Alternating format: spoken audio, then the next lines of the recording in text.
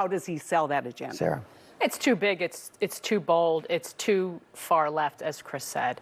I mean, at every stage of the spending debate, which of course COVID relief package was a huge package, now to come back with over $2 trillion of spending masked as infrastructure. There are some really good proposals in there that he can get bipartisan support on in an infrastructure bill, roads, bridges, ports.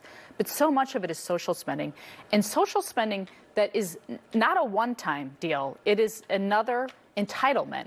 And so when you look at that and how to pay for it, and look, we can debate whether corporate taxes should be 28 or 29% or 32, and individual taxes going up. But when you look at almost doubling the capital gains tax, you're talking about half the investment going into small businesses, and that is going to have a long-term, very devastating impact. Angela Rice, so far at least, huge approval for the president among Democrats, about 90%. Here's the thing. I think it's so rich to hear folks talking about Joe Biden's far left agenda. If it is far left to sign 60 executive orders overturning the hatred that was in Donald Trump's executive orders, at least 23 of them, if it is far left to rejoin the Paris Climate Accord, if it's far left to end the Muslim travel ban, if it is far left to restore the partnership with the World Health Organization, then I think most of the country is far left. These are things that are common sense to do. When you talk about infrastructure, yes, there are some social things that need to happen in infrastructure, because it just so happens that discrimination and inequitable conditions exist even in our infrastructure. That is not something that was originated in this administration. Actually, Transportation Secretary Anthony Foxx talked about the division just in the roads in his own community. So it is incumbent upon this president and his administration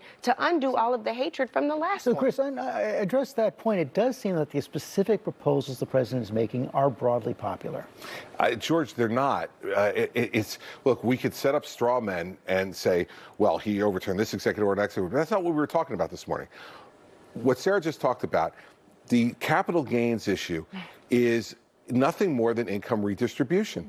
It's socialism. Joe Biden's proposal to do that. Let's remember that investment income, they've already paid taxes on it. You paid taxes on it before you invested it.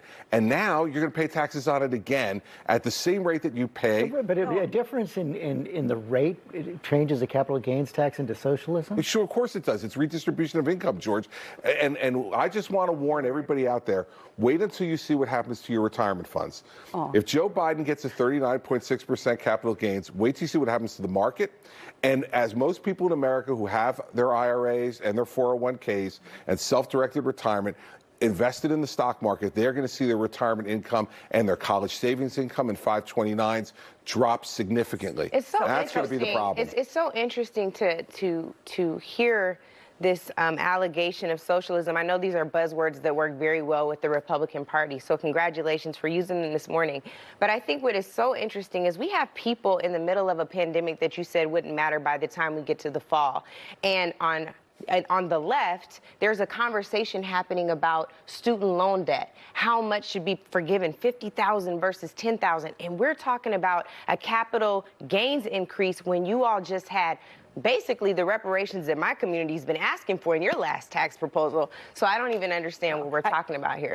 I just want to say, first off, let's correct this idea you already paid on your capital gains. You paid on the initial investment, which then you only pay on the actual gains from the initial investment.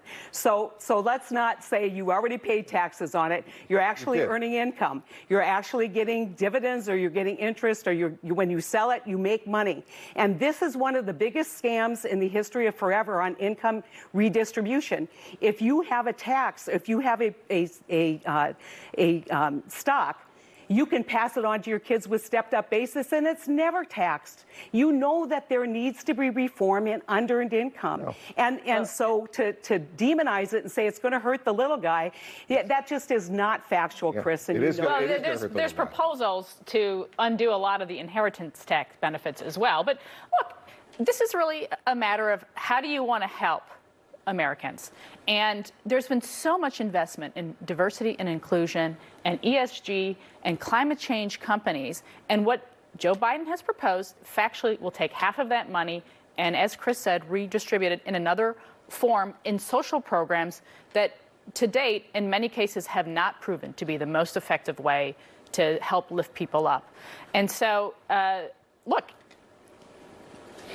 politically speaking, most people in Washington, it's early, think that Republicans will regain the House. Joe Biden has roughly 11 months, maybe up till next March, to get an agenda passed. And, you know, he has gone out with such large packages that he risks not having big accomplishments beyond COVID. Is police reform, Chris, let's talk about that.